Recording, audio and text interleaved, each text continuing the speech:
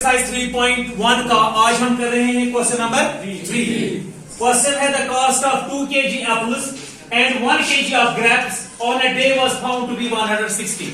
कहता है एक पर्टिकुलर दिन पे 2 kg grapes और 1 kg 2 kg apples और 1 kg grapes की कीमत है was found to be, वो कितना पाया गया 160, लेकिन ऑन ए पर्टिकुलर डे।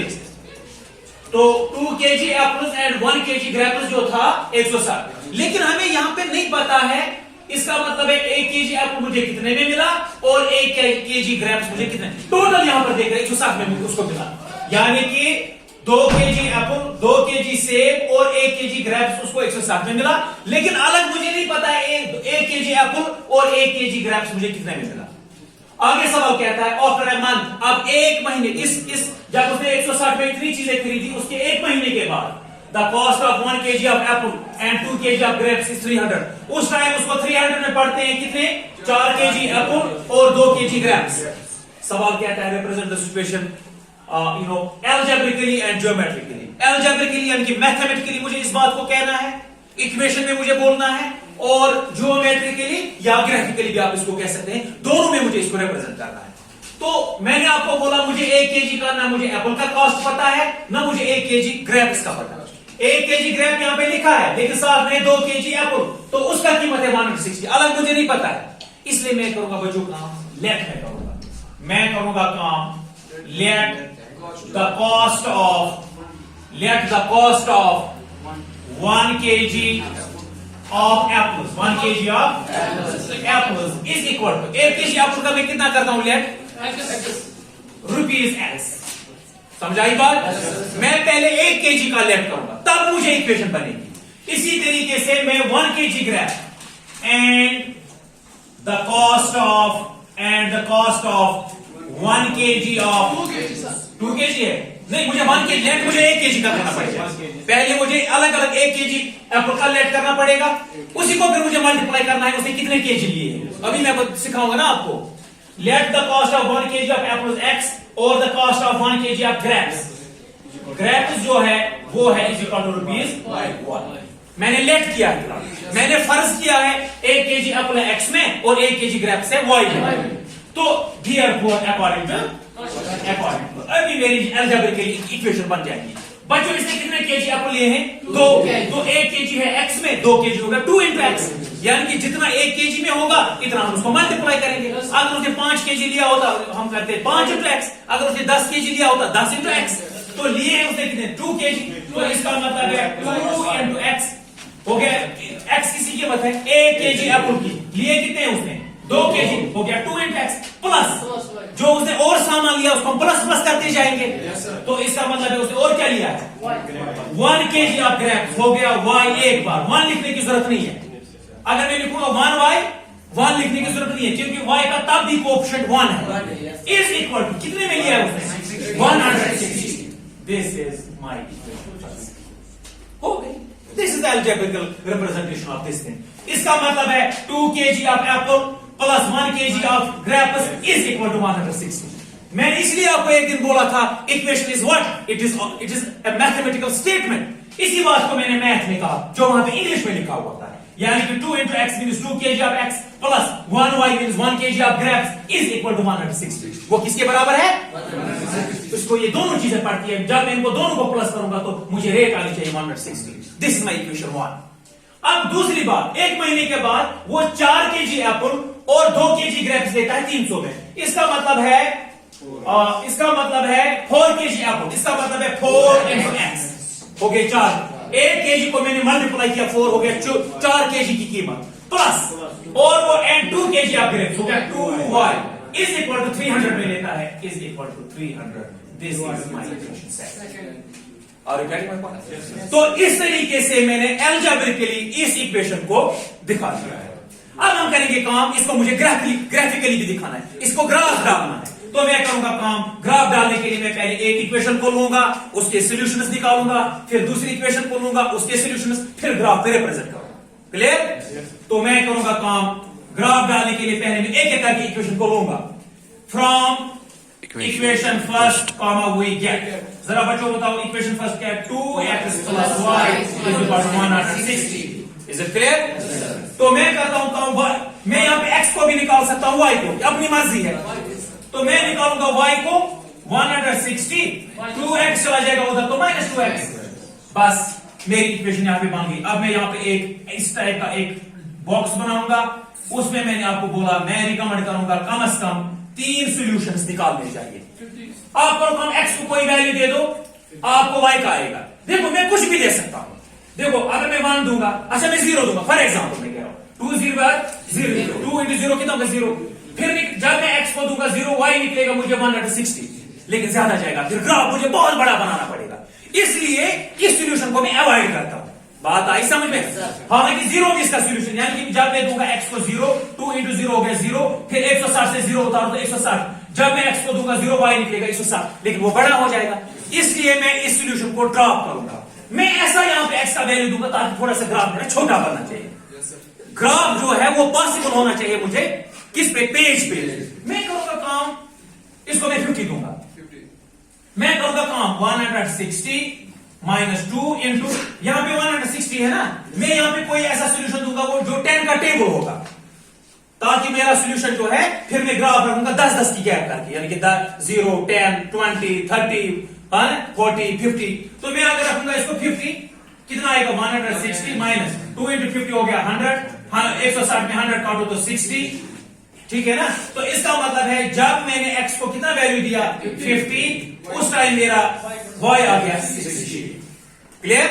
तो इसका मतलब है ये अब मुमकिन है। अदरवाइज अगर मैं यहाँ पे 0 देता मुझे ये 160 आता तो ज्यादा बड़ा ग्राफ बनाना था, हालांकि वो भी इसका सोल्यूशन होता। अब हम करेंगे काम, अब हम इसका सोल्यूशन देंगे 60 देंगे, 160 minus 2 into 60, 160 minus 2 into 60 कितना हो गया 120, 120। अब 160 में 120 काटो 40। तो इसका मतलब है जब मैंने x को 60 वैल्यू दिया, y मुझे उस टाइम आ गया 40। अब मैं 70 ट्राई करूंगा, ठीक है ना, मैं दूंगा अब इसको 70, मैं 10 के मल्टीपल में देता हूं, हालांकि मैं कुछ भी दे सकता हूं, सॉल्यूशन आ जाएगा, लेकिन फिर मेरा ग्राफ थोड़ा सा डिफिकल्ट बनेगा। मैं अपने ग्राफ को आसान बनाने के लिए वही यही वाले सॉल्यूशन देता हूं। अदरवाइज आप यहाँ पे 1 भी दे सकते हो, 2 भी, 3 भी, 4 भी, कोई भी सॉल्यूशन चलेगा, लेकिन ग्राफ आपका बड़ा हो जाएगा। अब मैं 70 जब दूंगा 160 minus 2 into 7 140, अब 160 से 140 काटो तो 20। तो इसका मतलब है जब मैंने x को 70 दिया, यहाँ पे मेरा सॉल्यूशन y मुझे उस टाइम 20 निकल गए मुझे इसके सॉल्यूशन। अब मैं करूंगा काम now from equation second comma we get. अब मैं बच्चों सेकंड इक्वेशन को लेता हूं, मैंने बना के रखा इक्वेशन।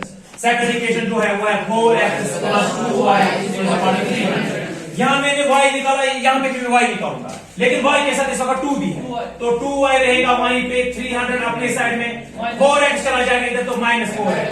अब मुझे खाली यहाँ पे y रहना चाहिए, अब इसके साथ 2 भी है, मुझे खाली जैसे यहाँ पे x y रह गया था, तो y रहेगा यहीं पे 300 -4x, जो जर्ग है वो चला जाता है बाहर। ये मेरी बन गई इक्वेशन। अब बच्चों काम करो इसी तरीके से, यहां पे भी 10 के मल्टीपल में आप दे दो। अब मैं इसमें कोऑर्डिनेट्स लिखूंगा, ये हो गए x के कोऑर्डिनेट, ये हो गए y के कोऑर्डिनेट। अब हम क्या करेंगे, x के बदले पुट, मुझे यहां पे y का सॉल्यूशन आएगा। क्या करेंगे, यहां पे भी मैं अगर 0 करूंगा पुट, तो 4 into 0 कितना हो गया 0, फिर यहां पे निकलेगा 300 को करो 2 से तकसीम 150, वो बड़ा हो जाएगा। मैं यहां पे जब मैंने 0 पुट किया, x को y निकला 150, ग्राफ मेरा बड़ा हो जाएगा। इसलिए यहां पे भी मैं सोच के बताऊंगा ऐसे सॉल्यूशन जैसे ग्राफ आसान हो जाए। तो क्या देंगे हम, मैं करूंगा काम, यहां पे मैं 50 दूंगा, इसको मैं सॉल्व करूंगा। 300 - 4 into 50 डिवाइड बाय 2, तो 300 - 4 into 50 हो गया 200 डिवाइड बाय 2, तो 300 में 200 काटो 100 डिवाइड बाय 2 हो गया 50। तो जब मैंने x को दिया 50, y भी मेरा आ गया 50। क्लियर का साथ?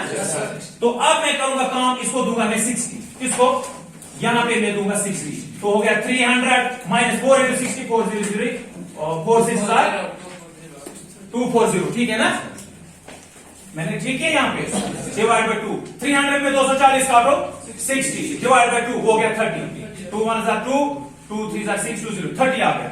यानी कि जब मैंने यहाँ पे 60 दिया x को, y मुझे उस टाइम निकला 30। अब मैं करूंगा काम 60, अब मैं 70 दूंगा, अब मैं करूंगा काम इक्वेशन ऐसे 300 माइनस 4 इंटू एक्स के बदले 70 डिवाइड बाय 2 283 है डिवाइड बाय 280 तो 300 माइनस 4 से 0 तो 28 डिवाइड बाय 2 300 में 280 काटो वहां पे रह गया 20 डिवाइड बाय 2 2 1 2 2 1 2 10 रह गया वहां पे। तो जब मैंने यहाँ पे दिया 70 एक्स को y मुझे उस टाइम निकालना है। तो इस तरीके से दोनों इक्वेशन के सॉल्यूशन मैंने अब मैं इसके ग्राफ बनाऊंगा। अब मैं क्या बनाऊंगा देखिए बच्चों ग्राफ बनाने के लिए आपको कुछ बातों का ख्याल रखना है। इंटरवल आपको हर साइड से बराबर रखना है। ये समझो मेरा क्या आता है यहाँ पे x y प्लस वाले और y माइनस वाले x एक्सिस की लाइन y एक्सिस की लाइन यहाँ पे 0 आता है बीच में 1 नहीं 1 में नहीं रखूंगा मैंने अब 10 के मल्टीपल में सॉल्यूशन निकाला मैं 10 गैप रखता इसलिए मैंने बोला अगर मैं एक सॉल्यूशन के लिए 8 निकालता फिर मुझे 1 2 लिखना था बराबर इसलिए मैंने कोशिश किया 1 के मल्टीपल में नहीं बल्कि मैंने 10 के मल्टीपल में सॉल्यूशन निकाला यहाँ पे 10 20 30 40 50 60 कितना हाईएस्ट कितना है मुझे x मुझे हाईएस्ट है 70 बस काफी है सॉरी -10 -20 -30 माइनस तो है ही नहीं छोड़ो काफी है इतना 10 20 30 40 है ना 10 -10 है -20 -30 -40 अब यहाँ पे 10 20 30 40 50 60 और 70 है ना। अब बच्चों इन कोऑर्डिनेट्स को हम रिप्रेजेंट करेंगे ग्राफ पे। पहले इस वाले इक्वेशन का ग्राफ डालेंगे x मुझे लेना है 50 तो प्लस x है तो प्लस x की साइड में है इस साइड मैं पहुंचा यहाँ पे पहुंचा और y 60 इसके सीध में सट जाओ इसके सीध में जब हम जाएंगे तो ये पॉइंट आएगा कहीं पे है ना ये पॉइंट आएगा ना ये लिखो इसको क्या था x पहले लिखना चाहिए x 50 कामा 60 वही था ना 50 का अब जाओ x 60 अब पहुंचो x 60 y 40 इसके सीध में जाओ 40 ऊपर इसके सीध में जाओ 40 ये पॉइंट आता है ठीक है थोड़ा सा बड़ा बनाऊंगा क्योंकि यहाँ पे एक्यूरेट नहीं बनेगा ना मैं अंदाजे से बोल रहा हूँ कौन सा कोऑर्डिनेट लिखो यहाँ पे 60 40 60 कामा 40 एक और पॉइंट डाल दो 70 x जाना है 70 मैं पहुंचा यहाँ पे y जाना है 20 y जाना है यहाँ पे 20 मीन्स ये है ना ये ना 20 इसके सीध में और यहाँ पे इसके सीध में क्या पॉइंट है ये 70 कामा 20 आप इनको ज्वाइन कर दो इस तरीके से एक लाइन मुझे आ गई। अब मैं करूंगा दूसरे इक्वेशन के कोऑर्डिनेट्स को इस पे डालूंगा x 50 y 50 x पहुंचा में 50 और इसके सीध में y 50 कौन सा पॉइंट आएगा ये आएगा थोड़ा ये वाला आएगा ना क्या है ये पॉइंट 50 कामा 50 दूसरा डाल दो x 60 पहुंचा मैं x 60 और y मुझे जाना है 30 इसके सीध में जाओ 30 ये आएगा तकरीबन ये पॉइंट आएगा वेरी गुड क्या है इसका नाम 60 कामा 30 पहले x का लिखना चाहिए फिर y का और इस तरीके से x 70 x यहां पे पहुंचो 70 और y 10 का मतलब है ये वाला पॉइंट है क्या है ये पॉइंट 70 कामा 10 आप इनको ज्वाइन कर दो दो लाइन इस तरह मुझे पता चला दोनों लाइन आगे पैरेलल ये बच्चों पैरेलल क्यों आगे मैं आपको इसका रीजन बताऊंगा मेरे दो इक्वेशन कहां है मैंने एक सवाल अपना खत्म किया लेकिन अब मैं और समझा पैरेलल क्यों आगे यानी कि इनका कोई कॉमन सॉल्यूशन नहीं होगा तो क्यों आगे पैरेलल में आपको बताऊंगा देखो दो इक्वेशन मेरे पास क्या थे 2x plus y is equal to 160 तो एक और इक्वेशन थी 4x plus 2y is equal to 300 मैं इन इक्वेशंस को ठीक करूंगा इनको लाऊंगा स्टैंडर्ड फॉर्म में पहली इक्वेशन बनेगी 2x प्लस y माइनस 160 उधर क्या रहेगा 0 इसको भी स्टैंडर्ड फॉर्म में लाऊंगा 4x प्लस 2y 300 आएगा इधर माइनस 300 इज इक्वल टू 0 देखो मैंने आपको एक दिन बोला था मैं इनके कोएफिशिएंट को करूंगा कंपेयर देखो a1 by a2 कितना हो गया 2 डिवाइड बाय 4 इसका a1 इसका a2 कितना है 2 by 4 is equal to b1 by b2 1 by 2 is equal to c1 by c2 minus 160 बटा माइनस 300 माइनस माइनस खत्म ठीक है आपका सर काटो 2 1 जार 2 2 जार हो गया 1 by 2 is equal to 1 by 2 is equal इसको भी कसर काटो 1 0 खत्म अगर लास्ट पर होगा अब यहाँ पे 0 है यहाँ पे 6 है 2 से कसर कटेगी 2 1 जार 2 5 जार 2 8 जार